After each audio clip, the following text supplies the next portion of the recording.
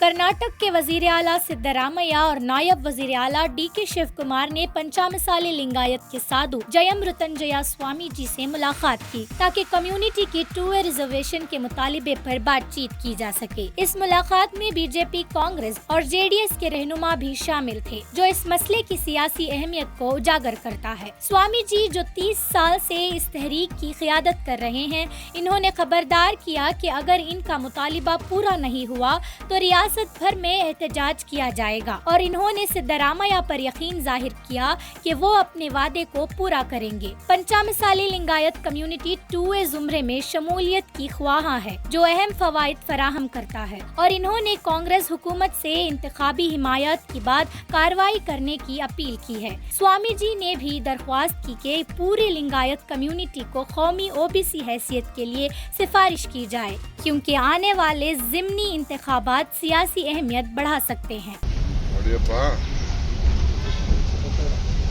ಯಾವುದೇ ಸಮುದಾಯಕ್ಕೆ ಅನ್ಯಾಯ ಆಗಬಾರ್ದು ಅನ್ನೋದು ನಮ್ಮ ಸರ್ಕಾರದ ಒತ್ತು. ನಾವು ಅವ್ರಿಗೆ ಹೇಳಿದ್ದೇವೆ, ಮುಖ್ಯಮಂತ್ರಿಗಳು ನಿರ್ಧಾರವಾಗಿ ಹೇಳಿದ್ದಾರೆ. ಅವರು ಕಂಡೀಷನ್ ಆಗಿ ಹಿಂಗೆ ಒತ್ತು ಕೊಡಿ, ಟೈಮ್ ಲೈನ್ ಕೊಡಿ, ಅದೆಲ್ಲ ಆಗಲ್ಲ. ಯಾವ ಸಮಾಜಕ್ಕೂ ನಮಗೆ ನೋವು ಆಗಬಾರ್ದು. ಹಿಂದೆ BJPಯವರು ತರಾತುರಿಯಲ್ಲಿ ಕೆಲವು ಸಮಾಜಗಳಿಗೆ ಬಹಳ ನೋವಾಗಂತ ತೀರ್ಮಾನವನ್ನು ತೆಗೆದುಕೊಂಡಿದ್ದಾರೆ.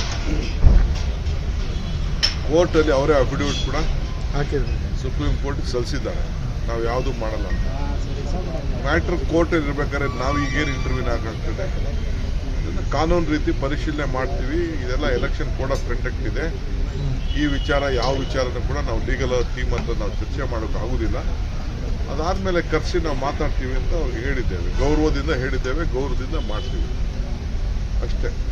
ಅವರ ಭಾವನೆ, ಅವರ ಕಳಕಳೆ ನಮ್ಗೆ ಅರ್ಥ ಆಗ್ತದೆ. ಅವರು ನಾವು ಮುಂದಿನ ದಿನದಲ್ಲಿ ಇದೆಲ್ಲ ಚರ್ಚೆ ಮಾಡ್ತೀವಿ. ಈ ಹೋರಾಟ ಮುಂದುವರಿಸ್ತೀವಿ ಅಂತ ಹೇಳಿದ್ರು ಸರ್ ಅವರು. ಇಲ್ಲಿ ಅವರು ಪಾಪ ಅವರು ಕೇಳ್ತಾ ಇದ್ದಾರೆ, ನಾವು ಹೋರಾಟ ಮಾಡೋರಿಗೆ ನಾವು ಏನು ಹೇಳಕ್ಕಾಗ್ತದೆ.